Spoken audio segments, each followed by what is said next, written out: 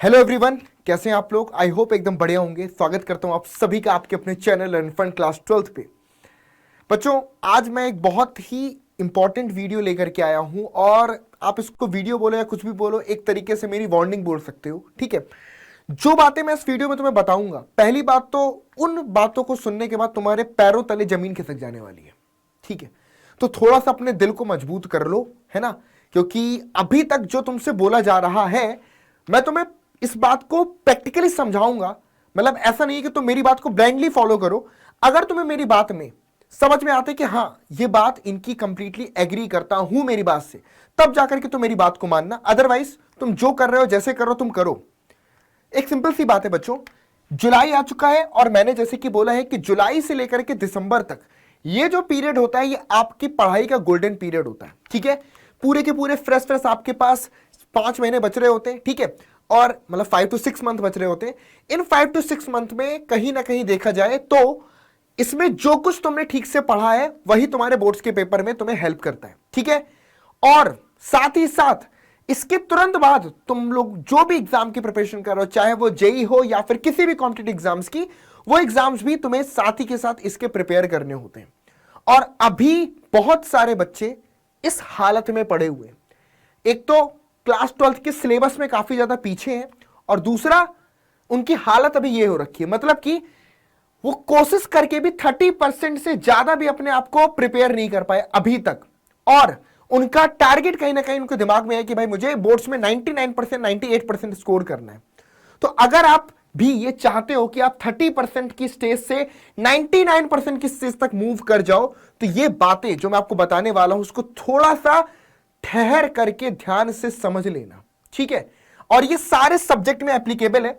Last year यही चीज आपके फिजिक्स के पेपर के साथ हुई थी। अगर आपको नहीं पता हो तो क्लास 12th फिजिक्स का पेपर जाकर के आप लोग देख लीजिएगा, और मेरी बात पे विश्वास आपको अपने आप हो जाएगा। अगर नहीं विश्वास हो ना, मैं मैथ्स की बात नहीं करता। देखो, मैथ्स में तो जो भी पेपर आया था लास्ट ईयर का, वो बिल्कुल ही सिंपल और सही आसान आया था। लेकिन फिजिक्स में जो बच्चों की हालत हुई थी ना यार, वो हालत देखने लायक थी। और ऐसा मैं नहीं कह रहा, ऐसा हर एक टीचर ने बोला था। ठीक है, और इसका सबसे बड़ा रीजन था कि फिजिक्स का पेपर लास्ट ईयर क्लास 12 के बोर्ड्स में काफी ज्यादा टफ आया था।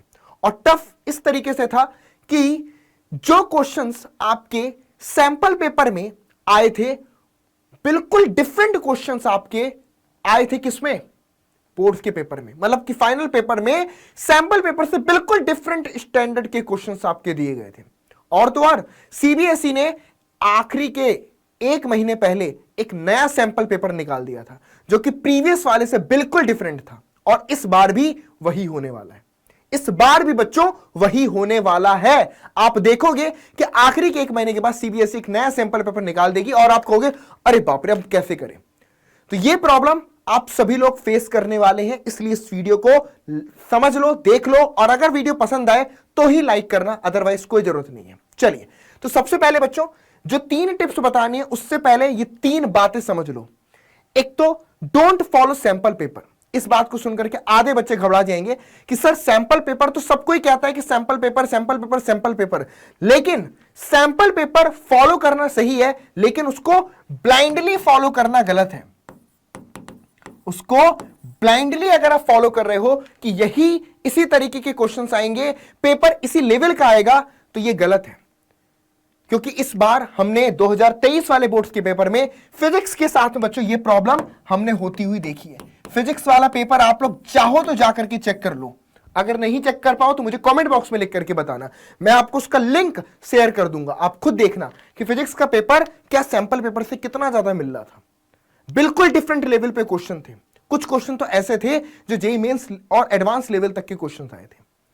तो ये चीज इसलिए समझा रहा हूं कि ब्लाइंडली अगर फॉलो कर रहे हो, सोच रहे हो कि बस सैंपल पेपर के क्वेश्चन हो रहे हैं मतलब कि मेरा सब ओके हो गया है, ऐसा नहीं है। उसके अलावा only NCERT is not enough.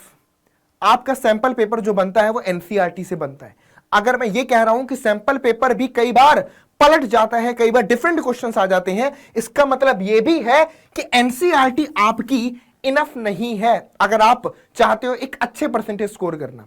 हां, आपकी किस्मत की बात है कि आपकी किस्मत चमक गई, आपके जो पेपर आया तो इजी आ गया, क्वेश्चंस एनसीईआरटी से आ गए, तो अब तो ठीक है 95% 90% ले आओगे। लेकिन इन केस अगर थोड़ा सा पेपर अप एंड डाउन चला गया, जरा सा भी अप एंड डाउन चला गया, वहीं पर काम का तमाम है बेटा, वहीं पर काम तमाम हो जाएगा। तो अगर आप सिर्फ ये सोच रहे हो कि एनसीईआरटी इनफ है, इतना बस कर लूंगा तो हो जाएगा, नहीं है। अगर मैं इस टाइम की सिचुएशन के अकॉर्डिंग बात करूं, क्योंकि बेटा अभी तुम्हारे पास 5 महीने तो है ना, इन 5 महीनों में जम करके मेहनत करके फोड़ा जा सकता है। हां, आखिरी के 1-1.5 महीने में किसी ने कुछ नहीं पढ़ा है तो 1-1.5 महीने में वो सिर्फ और सिर्फ एनसीईआरटी ही कर सकता है, उसके अलावा और कुछ नहीं कर सकता, तो मैं वही रिकमेंड करता हूं। बट अभी इस टाइम पर आप ऐसी बहुत सारी चीजें हैं जो मैं अभी आपको इस वीडियो में बताऊंगा, जिनको आप करके अपने आपको बहुत स्ट्रांग बना सकते हो, चाहे पेपर किस भी लेवल का आ जाए। और लास्ट 3 है वेटिंग फॉर लास्ट 3 मंथ्स। आप सोच रहे हो कि भाई अभी तो ठीक है, कोई दिक्कत नहीं है, लास्ट के 3 महीने में पढ़ लेंगे। टोटल चैप्टर्स देखे हैं तुमने? फिजिक्स के उठा लो, 8 चैप्टर 7 चैप्टर कितने हो गए? 15। मैथ्स में कितने? ऑलमोस्ट इतने ही है। 10 चैप्टर केमिस्ट्री में कितने चैप्टर्स हैं?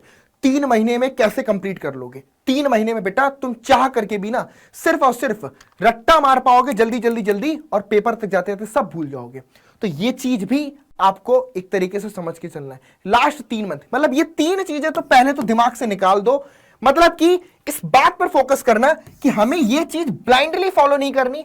एनसीईआरटी इनफ नहीं है सिर्फ और सिर्फ बोर्ड्स में 90% या 95 गेन करने के लिए। और लास्ट 3 मंथ्स में हमें फोकस नहीं करना, हमें पढ़ाई अभी से आने वाले 5 महीने 6 महीने तक लग करके करनी पड़ेगी। अब वो चीज कैसे होगी ये बताता हूं। देखो बच्चों, एक सिंपल सी बात है कि मैंने जैसे बोला कि अभी आपके पास 5 महीने का समय है, ठीक है। इन 5 मंथ में अगर आप ध्यान से देखो, जुलाई से लगा करके दिसंबर तक, जुलाई से लगा करके दिसंबर तक आपके पास 180 दिन टोटल होते हैं, 180 डेज आपके पास टोटल होते हैं। लेकिन त्योहार आएंगे, दुनिया भर की चीजें आएंगी जिसमें आपको एंगेज होना पड़ता है। तो अगर मैं 150 दिनों की बात करूं तो ये 150 डेज में आप पूरे तरीके से अपने आप को फोड़ सकते हो, जुझा सकते हो। लेकिन ये होगा कैसे? कैसे हम पूरी तरीके से अपने आप को फोकस करेंगे? देखो, अब ना आपको जैसे कि पता चल गया कि एनसीईआरटी केवल इनफ नहीं है, तो सिर्फ एनसीईआरटी खत्म कर लोगे 150 दिन में तो आपको कॉन्फिडेंस नहीं आएगा। आप सोचो कि सैंपल पेपर के क्वेश्चन बस हो जाए, उससे भी कॉन्फिडेंस नहीं आएगा। देखो, आपको यह मान के चलो कि अपनी एनसीईआरटी केवल और केवल पहले 3 महीनों में, मतलब कि 90 डेज के अंदर अंदर आपको अपना एनसीईआरटी और सैंपल पेपर खत्म कर लेना है, ठीक है। सैंपल पेपर और एनसीईआरटी 90 डेज में आपको फिनिश कर लेना है, और ये हो जाएगा। अगर आपको विश्वास नहीं हो रहा कैसे होगा, आप जाकर के चैनल्स पे देख सकते हैं, सारे के सारे लेक्चर्स अवेलेबल है। और मंडे से आने वाले टाइम से आप लोग की लाइव क्लासेस हम लेने जा रहे हैं, स्टार्ट करने जा रहे हैं। आप अगर उनको भी देखना शुरू कर देते हो तो आप देखेंगे 90 डेज के अंदर एनसीईआरटी तुम्हारी पहले कंप्लीट करा देंगे।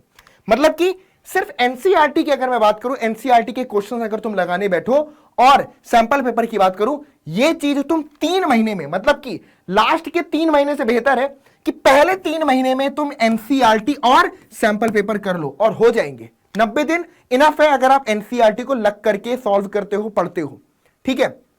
उसके बाकी का जो टाइम आएगा, यानी कि अब आपके पास इसके बाद यानी कि 40 डेज जो बच रही हैं, ये 40 दिन आपकी जिंदगी में बहुत बड़ा बदलाव लाएंगे। बिकॉज इन 40 डेज में तुम मल्टीपल चीजें, एक्स्ट्रा चीजें सॉल्व कर सकते हो। वो एक्स्ट्रा चीजें क्या है?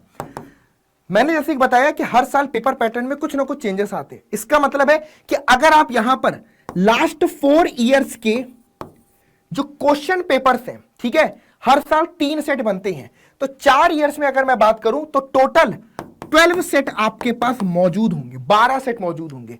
तो 4 साल के पेपर्स में आप अगर उनके 12 सेट पूरे सॉल्व कर लेते हो, सैंपल पेपर तो आपने किया, 12 सेट आपने ये सॉल्व कर लिए, तब सोचो कि कितनी जबरदस्त तुम्हारी प्रैक्टिस हो चुकी होगी अगर ये तुम 12 सेट सॉल्व कर लेते हो। इसके अलावा यहां पर तुम्हारे सारे के सारे PYQ, most of the PYQ तुम्हारे कंप्लीट हो जाते हैं, मोस्ट ऑफ द पीवाईक्यू तुम्हारे यहां पर कंप्लीट हो जाते हैं। उसके अलावा तुम अगर चाहो तो कोई भी मार्केट से सैंपल पेपर परचेज कर सकते हो, ठीक है। बहुत सारी पब्लिकेशन के सैंपल पेपर आपके पास आएंगे, उन सैंपल पेपर्स में ढेर सारे अलग अलग टाइप के क्वेश्चंस वगैरह होंगे, सब चीजें होंगी, वो सैंपल पेपर आप लगा करके सॉल्व कर लो।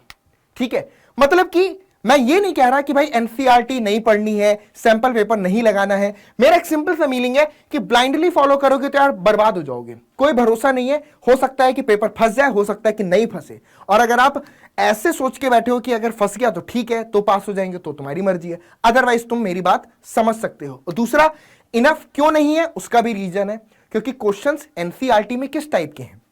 अब आपका पेपर में एमसीक्यू आते हैं, केस स्टडी आती है। क्या आपने कहीं पर भी एनसीईआरटी में कोई केस स्टडी वगैरह देखी है? नहीं है। तो क्वेश्चन जो ये बन रहे हैं ना, एमसीक्यू, केस स्टडी, ये सब बन रहे हैं आपके अलग अलग बुक से, और वो कोई बुक्स कंफर्म नहीं है। आप देखोगे तो कभी वो आर.डी. शर्मा से आ जाता है, कभी वो आर.एस. अग्रवाल से आ जाता है, कई अलग अलग बुक से अपना आ रहा है। ठीक है, तो वो कोई कंफर्म नहीं है। और ये चीज ना, आप जब इस चीज को पहले कर लोगे, ये चीज आप 3 महीने के अंदर अगर आप कर लेते हो, तो बाकी क्या बच रहा है, सॉल्व करना चाहिए, किसको देखना चाहिए, वो चीजें ना समय मिलेगा। और अगर आखिरी के 3 महीने में बेटा पढ़ने की सोच रहे हो, तब तो यार एक ही बात है, फिर एनसीईआरटी बस कर लेना और सैंपल पेपर कर लेना। हाँ, हो सकता है कि पेपर फंस जाए तो तुम 90% ले आओ, अदरवाइज कोई बात नहीं, 70, 72, 60% पे संतोष कर लेना, क्या ही फर्क पड़ता है। ठीक है, कौन सा कोई कुछ कहने वाला है ना, तुम समझना, तुम्हारा काम जाने। लेकिन अगर सोच रहे हो कि यार करना है बढ़िया, तो यार ये बात समझ लो थोड़ी सी और इस चीज को अप्लाई कर दो, बस इतना ही कहना चाहूंगा, और कोई मेरा मोटिव नहीं है। ठीक है, बाकी मंडे से तुम लोगों के लिए लाइव क्लास लेकर के आ रहे हैं इस चैनल पे, और अच्छे तरीके से मैं स्टार्ट करूंगा कैलकुलस के साथ में, जिसमें कैलकुलस को 1 बाय 1 अपन पढ़ेंगे। ठीक है, और जो भी पढ़ना है तुम्हें करना है, मेहनत तुम्हें करनी है, मैं बस तुम्हें एक तरीके से गाइड कर सकता हूं, सपोर्ट कर सकता हूं, बाकी तुम्हारी चॉइस है। चलिए, तो मिलते हैं बेटा नेक्स्ट वीडियो में, तब तक के लिए गुड बाय। वीडियो को लाइक करना, चैनल को सब्सक्राइब करना बिल्कुल ना भूलें। Thank you so much to everyone.